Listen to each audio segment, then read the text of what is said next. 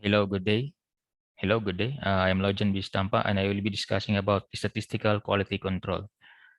So here is an SQC practitioner looking forward to have the mastery in SQC. But it is easier said than done because in order for you to master SQC, you have to hit several targets first, level by level, in order for you to fully comprehend what is mastery in SQC. So to start with, let's start with descriptive statistics. Statistics is being described as quality characteristics and relationships. It can be in the form of mean, the average of the observed values, the range, the difference between the largest and the smallest values, and standard deviation, the amount of variation or dispersion of a set of values. Now, looking forward with the second target, it's called statistical process control. The, the target here is to make sure that the process is in the state of control. So how? How are they going to do it? It's all about investigating variations and causes. So speaking about causes, we have random costs, which are inevitable. We cannot do anything about it. Like, for example, power interruptions, we cannot do anything about it. But there are also non-random costs, which are assignable causes. No, it can be in the form of adjustment in manpower, some error in machine, material, and method. So these non-random costs, we have to know this because in order to correct a process control in terms of errors, in terms of improvement, you need to know what are the assignable causes because only in these causes we can interfere and we can adjust the system.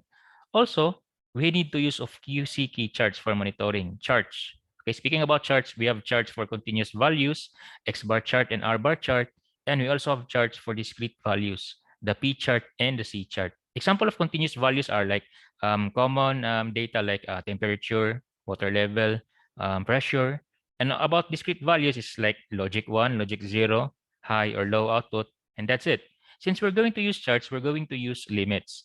Because the importance of limits is that if we see an observation or a data outside the given limits, whether it's upper or lower, it means an error or it means there's something is wrong with the process. In actual application, we can see it like an overflow. Maybe it's an overflow of a dam, water in a dam, or in putting products, liquid contents or gas contents in the products, an overshoot or an undershoot may indicate that there is more content or lesser content put in these processed products. Okay, so we need to use limits in order to monitor that thing. So about the X bar chart and the R bar chart, X bar chart monitors the changes in the mean of a process called central tendencies, and R bar chart monitors the dispersion and variability of the process. So for the P chart, it monitors the quality characteristics that are discrete, like for example, how many broken eggs are there in a tray. And also for G chart, it monitors discrete defects where there can be more defects per unit. Like for example, in a given hotel, how many customer complaints are there? So those are just examples. So it has always been about variability. So what is the context on all of this? What are we actually doing? Why are we discussing descriptive statistics and SPC?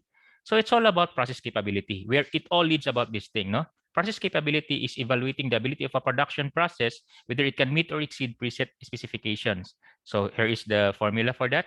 And this formula, you should be 1 or greater than 1, signifying that the process is capable and in control. So you can see the descriptive statistics here and SPC, the focus, capable and in control.